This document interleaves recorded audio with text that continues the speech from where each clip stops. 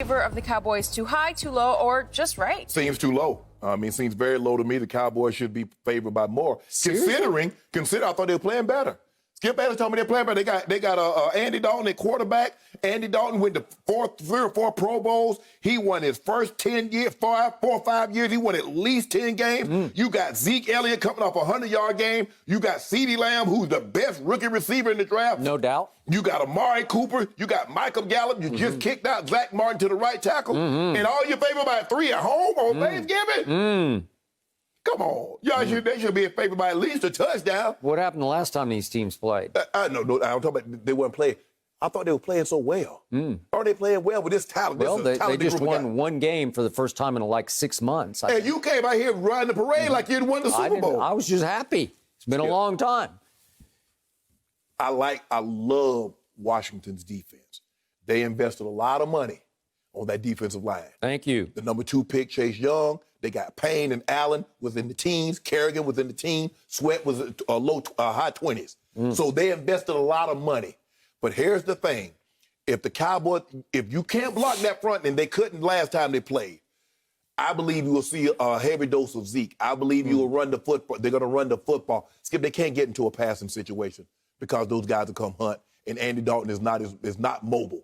So, yeah, he can make a sidestep here or there, but they'll chase him down. They have a very good defensive line. I'm looking at the injury report. McLaren, Gibson, both dealing with ankle injuries. So I thought the Cowboys were going to be favored by, I would probably say it somewhere between 6, a touchdown. Let's just go with a touchdown. I thought that. But 3 points, it seems low to me, considering. Skip, maybe I'm just the only one, but every time Alex Smith dropped back to pass, I find myself doing something because I'm just afraid he's going to get hit. It's just hard for me to watch. Okay. I'm shocked that you're shocked by this point spread because I thought it was going to be the other way. I always tell you I try to pick it, or I do pick it before I look at the spread. I thought it would be pick 'em. I thought they would just say even Steven with no home field 3-point advantage. No.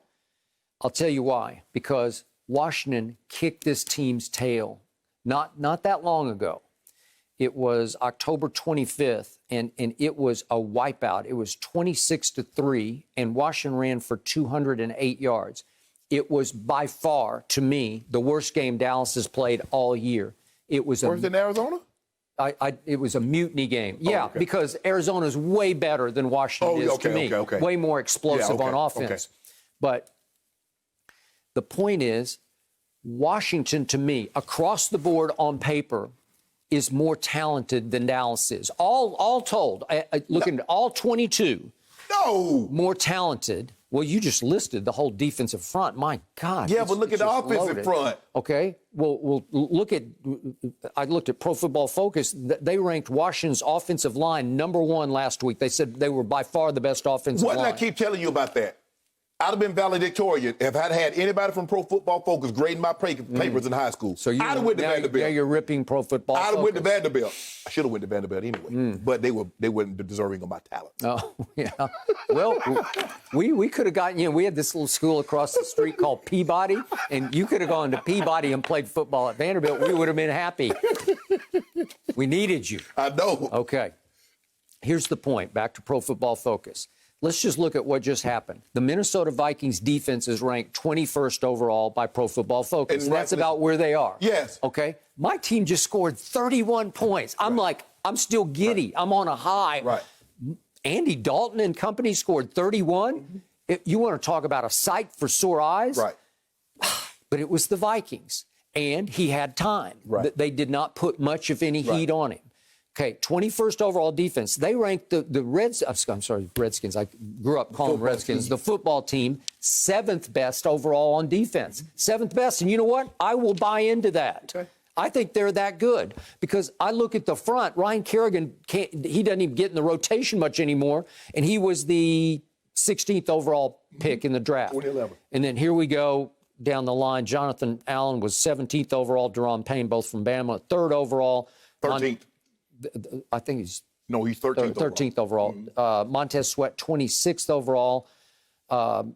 Obviously, Chase Young was 2nd overall and had his best game, albeit against the Bengals last week.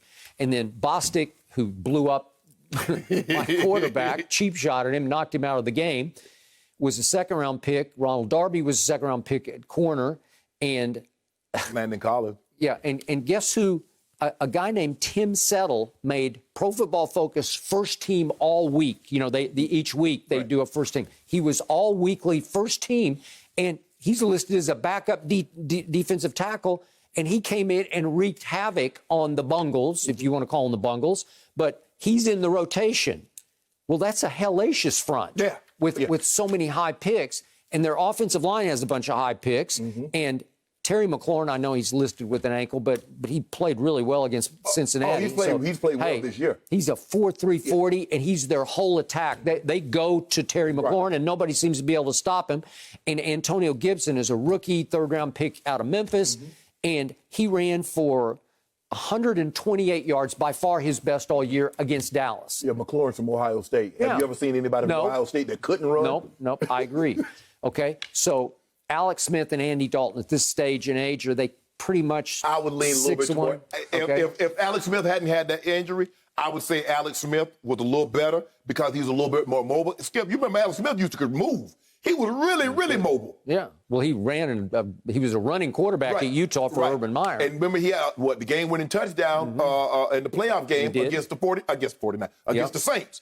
So he's played in 4 games, and his QBR average for is 46, so it's below, it's scale 0 to 100. So that ain't good, is it? It's just below average. So that's about how he has played. And yet, when Joe Burrow got knocked out of the game against Cincinnati, Cincinnati was actually leading in the third quarter 9-7. Yes. And they lost 20-9. Right. Okay? So to me, Washington has underachieved all year because they've won 3 games. They beat Philly in the opener. Right. They beat Coming from 17 down, though, Skip. They were down 17 down. Okay. And they beat Dallas. Here's the thing, though. I think if they had gotten better quarterback play, they might have had a better record than what they have. I think their defense has played well enough for them to be better. They have some. They're not loaded with offensive skill players, but I think the quarterback, Haskins and the kid that he brought from Carolina, I think Allen and Kyle Allen, and now Smith. Skip, if they can get consistent quarterback play, they can make a run at this thing. But like I said, this division is so tacky, so bad. I mean, somebody's going to win this division with 6 games. Okay. And they're going to lose the first round because they're going to end up seeing Seattle, Arizona, Tampa Bay. They're going to end up seeing someone like that because they're going to have a home game, and one of these teams is going to be a wild card, and they're going to come to your building and beat the brakes off you.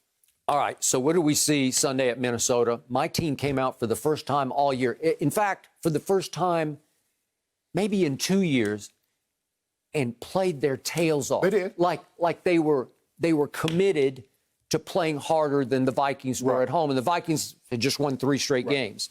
Well, again, Mike McCarthy is taking credit for it with what you so appropriately dismissed yesterday was the watermelon incident, as we're going to call it. But again, he's taking credit for motivating them with some corny, goofy, stupid, out of bounds, watermelon bursting that they did. Skip, but if you look at Minnesota, what could Minnesota was always been known for? Getting after the quarterback. You go back to the Purple People Eaters and come back to Johnny Randall and Henry Thomas and Chris Dolman, Keith Millard, Noga. They've always been able to get after the quarterback. Remember, they had Everson Griffin, Linval Joseph, Danielle Hunter. They could always get after the quarterback. They're all gone. Danielle Hunter's on IR. Yep. Let Linval Joseph and Griffin go in free agency. So now they can't generate that same type of pressure. I agree. Well, if you can't generate pressure on a quarterback, I don't care who the quarterback is. They'll pick you apart. Okay. And now you let them run the football like they ran it? I assume Washington will generate lots of pressure. Oh, yeah, Jack gonna come. Okay. Man, look, you and I both know I played against Jack. I was in Baltimore Jack when Del he was Rio. there. Jack Yep. Del Rio, yeah. He was the D coordinator. I know Jack. Jack gonna come get you. Okay, so now it's about motivation. Surely my team doesn't need some stupid little shtick that the head coach does to get ready for this game, because this is your arch rival who just beat the snot out of you at Washington, humiliated you, embarrassed you just a month ago at Washington. Yes. So on a short week, you had an incident yesterday where your strength and conditioning coach, Marcus Paul, God bless him, I'm knocking on wood for him, needed to be rushed to the hospital, so they had to cancel practice. Right. Do I think that's it's a terrible thing for Marcus Ball's family, but is it a bad thing for the football team or the Dallas team?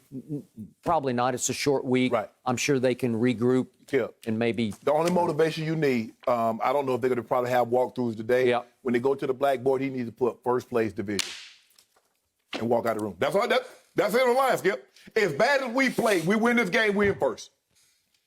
You got to feel pretty good about yourselves coming off that game in Minnesota. Well, Skip, all you had to do was feel good about yourself being in this division. Nobody was running. If somebody was 7-0, or they played 10 games. Somebody was 8-1, 8-2, something like that. Skip, you're like, man, we really got our work cut out for us. Here's what I'm clinging to: of all the NFC least teams, what is the most impressive win all year by any of the least teams? All four. What's the most impressive win? It's got to be Dallas at Minnesota. Got to be. Well, considering that Minnesota lost to Atlanta, I don't know if I'm really ready to go They there. had just blown Green Bay off its field. But come on, Skip. Yeah. Green Bay defense leaves a lot to be desired. Yeah. But that's okay. Your day The coming. Eagles won at San Francisco, but they were already starting to be decimated. Your day coming. Okay. I just want you to know. Your day is coming Friday. Can't wait for Friday on the show. I bet that turkey don't taste the same when you watching them put foots in you. It ain't gonna taste the same. Girl, you like Ernestine, I don't want no more. I'm full. I will have already eaten it. Now, whether it stays down or not, that's a whole other issue. Yep. It's so interesting, Skip, that your Thanksgivings can be great or really, really bad at times with the Cowboys. What you mean Thanksgiving? That's every day. It so much relies on the Cowboys. No, it does. Stressful. Cowboys, Bucks, Stressful. Thank you for watching. You can subscribe here to get the latest from the show, and be sure to check out more of the best clips from Undisputed, or go watch a few other segments from our other shows on FS1.